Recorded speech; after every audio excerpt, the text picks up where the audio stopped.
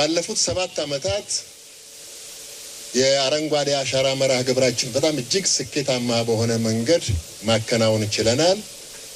ክቡር ጠቅላይ ሚኒስትር ዶክተር አብይ አህመድ አመንጭነት የሚካሄደው ፕሮግራም አጠቃላይ የሀገሪቱን ህዝብ በማነቃነቅ ታዳጊ ህጻናትን፣ ወጣቶችን፣ እናቶችን፣ አባቶችን፣ የሃይማኖት አባቶች፣ ሽማግሌዎች ሁሉም በየደረጃው በንቃት ተሳትፈው በ7 ዓመታት ውስጥ 48 ቢሊዮን ችግኞችን መትከል ችለናል።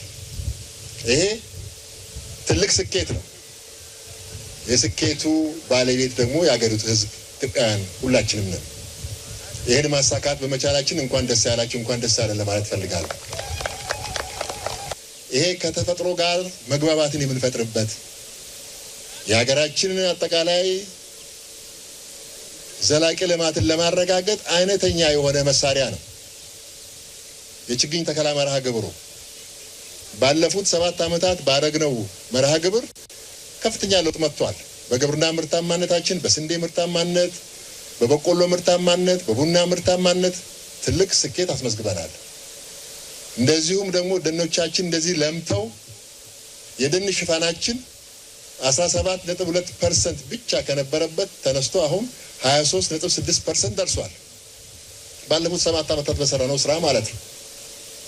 ስለዚህ ትልቅ ለውጥም የመጣ ነው። ትልቅ ተስፋም አለው ማለት ነው። ይሄ ትልቅ ራዕይ ነው።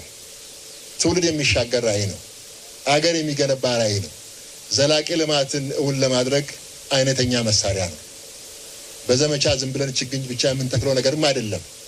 ለውጥን እያየንበት ትልቅ ደግሞ ስኬት እያስመዘገብን ለትውልድ የሚሆን አሻራ ደግሞ እያኖርን ነው።